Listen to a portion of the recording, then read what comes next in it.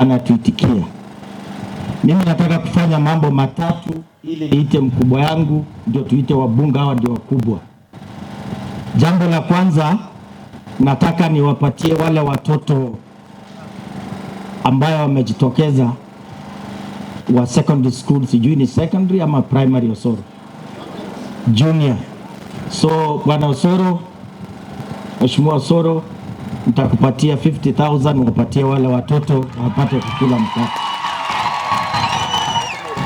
Jambo la pili, ninataka mjue watu ya kanisa kwamba nyinyi ndio nguzo muhimu sana. Sisi tumetoka Nairobi ili tuje tuungane na ndugu yetu Osoro ili watu ya South Mugirango waende mbele kwa maneno ya kanisa. Ya? Ile nataka kuuliza, yule pastor alikuwa hapa amehubiri vizuri, na lazima tumpigie huyu pastor makofi kwa sababu amehubiri vizuri. Ile nataka kusema leo Osoro, mbele ya Mungu, nitaita huyo pastor tena aje kuombe, aombe wale watu ambaye wanaweka vijana kupigana kwa maendeleo katika Kisii County.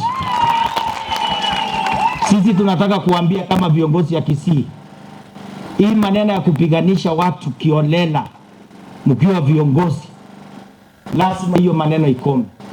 Tunataka watu wakija kanisa, na leo tuliambiana na Ichungwa, haingekuwa sawa tupate askari wengi sana hatu wanatuchunga sisi. Hapa Kisii ni mahali kuna amani. Haiwezi kuwa tunakuja Kisii kusingirwa na polisi. Hiyo tunaikemea katika jina ya Yesu. Shetani ashinde. Hawa polisi wako na kazi muhimu ya kufanya, na lazima nyinyi mlinde amani. Wewe Osoro, wewe sio mtu mdogo sasa. Katika Kenya hii wewe ni chifu. Unaongoza taifa, na lazima uongoze taifa na njia ambaye sisi tunapenda. Kama kuna mtu kiongozi amepewa mamlaka ako kaunti hii, na yeye kazi yake ni kupanga wa Kisii kupigana, sisi tunasema shetani afanye namna gani? Yes, sisi hatuwezi kuja tunaunga mwenzetu kwa sababu yeye amekuja kwa maneno ya maendeleo. Nikija maneno ya fertilizer, serikali imepeana fertilizer kwa karama ya chini. Kuna wakora wengine tumeambiwa, na hii inaenda kwa Ichungwa, kwamba kuna watu ambaye wanashikana na wakora kuuzia wananchi fertilizer ambaye ni mchanga.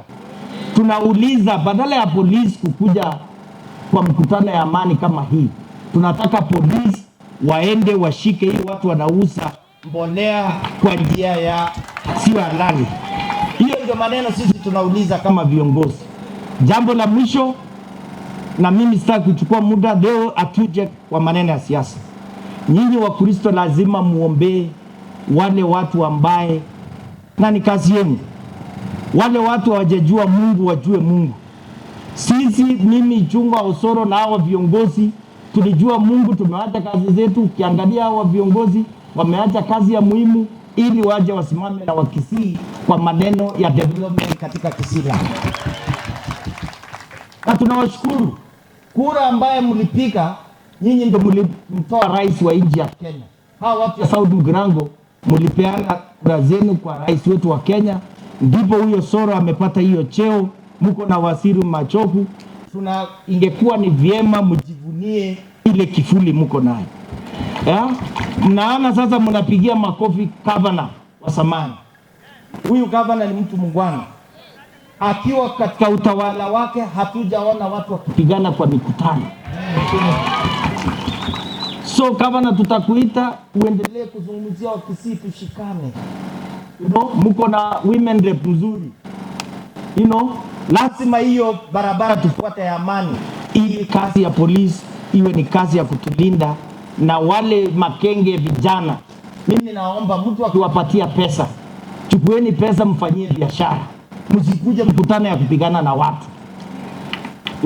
Ati sisi tunachungwa na hapa mpaka tunahubiriwa amani. Sisi huko kwetu tunaamini Wakisii sana, because they are the people wana offer amani. For 1 minute nataka tuombe Osoro, mimi nitoe pesa yangu. Huyo pastor aje ili Osoro ufanye kazi nzuri. Wacha tuombe. Nikuwekee mkono Bwana. Songa karibu hapa. Baba, katika jina la Yesu Kristo, na kushukuru kwa kiongozi huyu ambaye umetupea South Mugirango. Mwana wa Mungu, uongozi utokana na wewe. You are the one who anointed this young man. And the Lord, whatever is doing in South Mugirango and Kenya, let him be led by you and be covered by your blood. Wherever he goes, let peace prevail. Namba ya vita vimetajwa katika Kisii County na vinamtaja yeye. Tunataka kukemea ule pepo wa vita katika jina la Yesu. Shetani apate kushindwa. Amani ikae mbele yake na mafuta yako yawe juu yako. Sauli alijaribu kumtafuta Daudi, hata kutoa mkuki akachoma ukuta.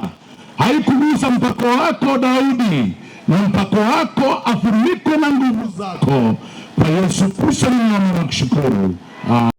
Tunataka kuanza mchango namna hiyo. Leo tumeanza kutoka juu. Iko wapi hiyo kikopo? Hiyo kikopo. Aya. Iko wapi? Mheshimiwa Faruk Bet ametupatia 500,000 shillings katika hii maneno ya hii mchango. Alafu hii ni ile yeye anataka tumalize mtu akiongea akiana pesa. Hii ni ile ya watoto. Anaona 50,000 shillings ngeti hiyo. Eti yana tunataka Mungu tia weka ni vile Mungu mago ba.